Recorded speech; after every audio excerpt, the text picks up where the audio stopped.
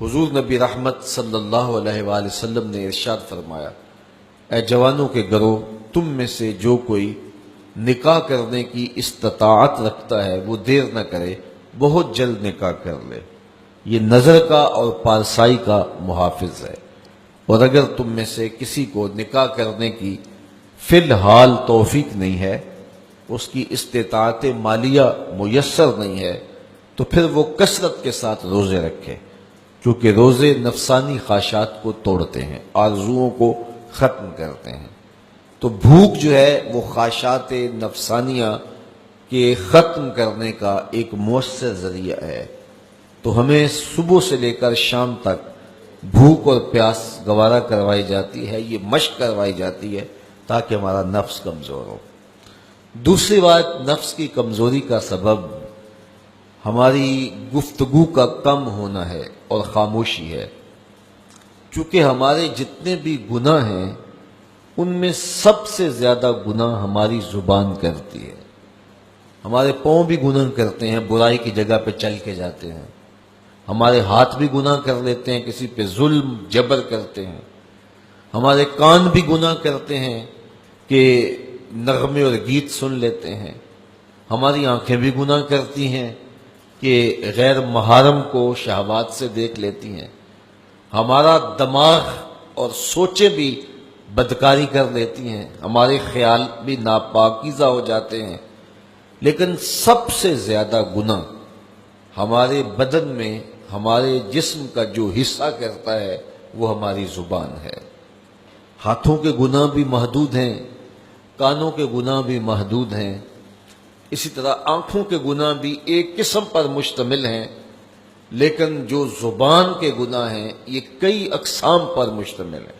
زبان جھوٹ بھی بولتی ہے، زبان غیبت بھی کرتی ہے، زبان بہتان بھی لگاتی ہے، زبان سب و شتم بھی کرتی ہے، گالی گلوچ بھی دیتی ہے، زبان جو ہے وہ تہمت بھی لگاتی ہے، اور زبان فضول گوئی بھی کرتی ہے۔ تو اس زبان کے بہت سارے فتنے ہیں، اس لیے اس زبان کو 32 دانتوں میں جکڑ کے رکھا گیا ہے، لیکن اس کے باوجود یہ بے قابو ہو جاتی ہے۔ ایک روایت میں آتا ہے جب صبح طلوع ہوتی ہے تو پورے اعضائے بدنیہ زبان کے آگے ہاتھ جوڑتے ہیں اور اس کو کہتے ہیں کہ تو جو ہے وہ خاموش رہنا، تیری وجہ سے پورا بدن فتنے کا شکار ہوتا ہے۔ تو زبان کے گناہ سب سے زیادہ ہے، اسی لیے میرے اور آپ کے آقا و مولا نے ارشاد فرمایا، تم جو دو جبڑوں کے درمیان یعنی تمہاری زبان اور دو ٹانگوں کے درمیان تمہاری پارسائی کی جگہ، ان دو چیزوں کی مجھے ضمانت دے دو، میں محمد تمہیں جنت کی ضمانت دے دیتا ہوں صلی اللہ علیہ وسلم۔ تو یہ زبان بہت زیادہ گناہ جو ہیں وہ انسان کی زبان کے ہیں، اس لیے روزے کے اندر ہمیں اپنی زبان کو کنٹرول کرنے کی تاکید بھی کی گئی ہے۔ یہ خوراک بچاؤ مہم نہیں ہے روزہ کہ اس سے تم نے کوئی بچت کرنی ہے،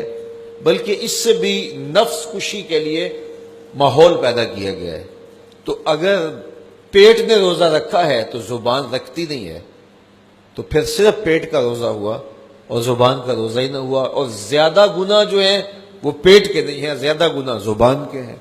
اور اگر کوئی شخص حلال کردہ چیزیں رب کی وقتی بندش کی وجہ سے ان سے رک جاتا ہے، کھانا نہیں کھاتا، پانی نہیں پیتا، اعلیٰ انواع و اقسام کے فروٹ دستیاب ہے نہیں لیتا کہ میں نے روزہ رکھا ہوا ہے، لیکن جھوٹ بولتا ہے، غیبت کرتا ہے، بہتان تراشی کا بازار گرم ہے، نظریں بدکاری کر رہے ہیں، خیال بھٹک رہے ہیں، سوچے آوارہ ہیں، تو جن سے رمضان المبارک کے علاوہ بھی روکا گیا تھا تو ان سے وہ نہیں روکتا، تو اس کا پھر روزہ کیا ہوا؟ تو میرے اور آپ کے آقا و مولا نے فرمایا، جس نے جھوٹ نہ چھوڑا، جھوٹے کام نہ چھوڑے،